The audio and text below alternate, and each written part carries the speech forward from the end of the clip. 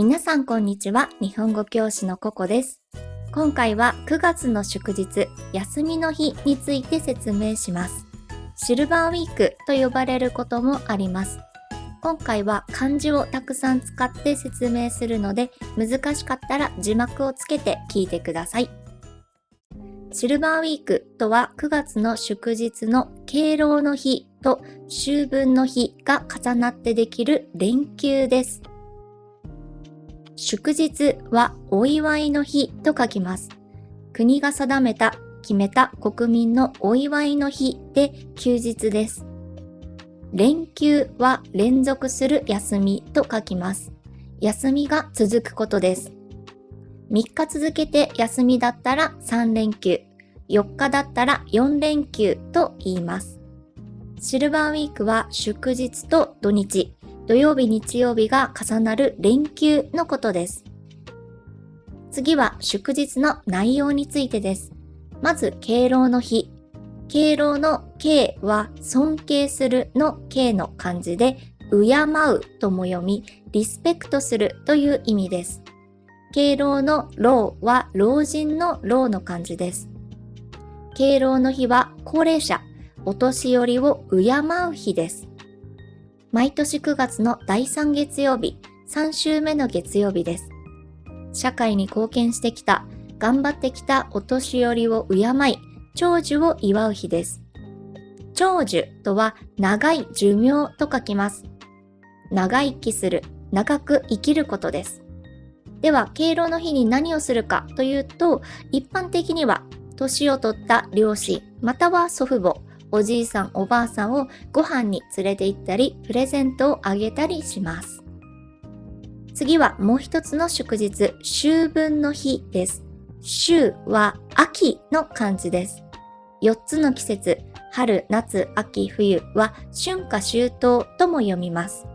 秋分の日は天文学、星や太陽などの知識をもとに日にちが決められていて、毎年9月22日から23日頃になります。昼と夜の長さがだいたい同じになるとされる秋の節目の日です。秋の節目とは夏と秋を区切る日、分ける日です。秋分の分は分けるの漢字です。そして秋分の日は祖先を敬い、亡くなった人々を偲ぶ日です。祖先とは祖父、祖母の祖の漢字です。例えば自分のおじいさん、おばあさんの、またお父さん、お母さんなどのことです。秋分の日は祖先を敬う日です。何をするかというと、祖先のお墓参りをします。お墓、骨を埋めているところに行ってお墓の掃除をしたり、手を合わせて感謝を伝えたりします。また秋分の日の前後3日間をお彼岸と言います。前後、前と後ろ3日間なので合計7日間です。この期間にお墓参りをします。お彼岸のお墓参りをするときによくお供えするもの、あげるものはおはぎです。おはぎとはもち米を丸めたものをあんこやきなこで包んだ和菓子です。和菓子は日本の伝統的なお菓子のことで、おはぎの他にはまんじゅう、羊羹などがあります。和菓子の和の漢字には日本、日本式という意味があります。この漢字を使って日本のご飯、和食、日本式の部屋、和室、服は和服などと言います。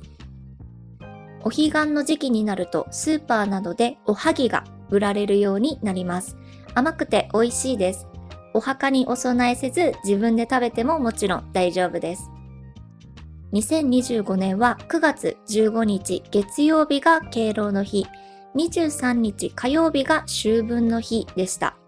なので土日を合わせた3連休が1回と、次の週に月曜日の平日があって火曜日が休みでした。残念ながら今年はあまり長い連休にはなりませんでした。来年2026年のカレンダーを見てみると、9月19日土曜日から23日水曜日までの5連休でした。祝日は2日なのにどうして5連休と思ったら、敬老の日は9月21日月曜日、秋分の日は23日水曜日、間に挟まれた平日の22日火曜日が休みになっています。これは祝日と祝日に挟まれた平日が休日になるという制度があるためです。なんかラッキーな感じがしました。来年のシルバーウィークが楽しみです。シルバーウィークが5連休の大型連休になるのは2015年以来11年ぶりだそうです。大型の大は大きいの漢字です。大型連休とは数日間にわたる連続した休み、長い休みのことです。春の大型連休といえばゴールデンウィークです。ゴールデンウィークは4月末から5月初めにかけて祝日が集中する期間です。ゴールデンとシルバー。シルバーウィークはこのゴールデンウィークに対して付けられた名前です。さて、世間の皆さんがシルバーウィークに何をするか調べてみました。秋分の日がありますが、9月の日本は全国的にまだまだ暑いです。涼しい高原へドライブに行ったり、山へキャンプに行ったり、暑さを避けつつ楽しんでいる人が多いようです。以上が9月の日本の祝日シルバーウィークについてでした。ここからは私の今年のシルバーウィークについてお話しします。私は遠出はせず友人に会って買い物に出かけたぐらいでした。洋食屋へ行ってハンバーグ定食を食べました。洋食屋とはスパゲッティやオムライスなど西洋風の料理が出るレストランのことです。先ほど和食の和は日本という意味があると説明しましたが、洋食の洋は西洋の、主にヨーロッパやアメリカのという意味があります。和食に対して洋食、和室に対して洋室、和服に対して洋服などです。他にも西洋から入ってきた音楽を洋楽と言ったり、ウイスキー、ブランデーなどの西洋から来たお酒を洋酒と言ったりします。その洋食屋ではご飯がおかわり可能だったのでおかわりしました。おかわりとは同じものをまた食べること、飲むことです。ご飯のおかわりをする。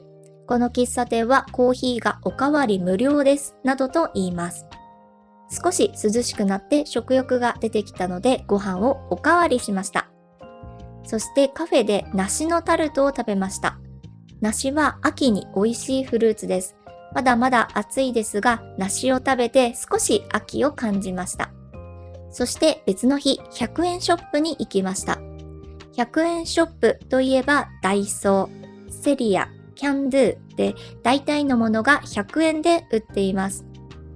100円ショップを100均とも言います。これは100円均一の略、短くした言い方です。均一とは金額や数などがすべて同じであることです。均一料金などと言います。私はシルバーウィークに100均を4店舗巡りました。4店舗も巡った目的は来年のカレンダーとスケジュール帳を探すためです。毎年9月頃から来年のものが出始めます。サンリオやディズニーなどのキャラクターの可愛いものからシンプルで使いやすいものなど、これ本当に100円と思うものがたくさんあって毎年選ぶのが楽しみです。皆さんはカレンダーを部屋にかけますか？私は朝可愛いカレンダーを見ると今日も頑張ろうと思えるので、自分が気に入るカレンダーをかけるようにしています。今回は猫の絵が描いてある可愛いカレンダーを見つけました。来年から使い始めるのが楽しみです。スケジュール帳は可愛いものが多すぎて選べなくて5冊買ってしまいました。こちらも使い始めるのが楽しみです。以上、9月の祝日シルバーウィークについてお話ししました。皆さんの国では9月に祝日はありましたか？どんな祝日ですか？ぜひコメント欄で教えてください。最後までお聞きいただきありがとうございます。ではまた次回お会いしましょう。さようなら。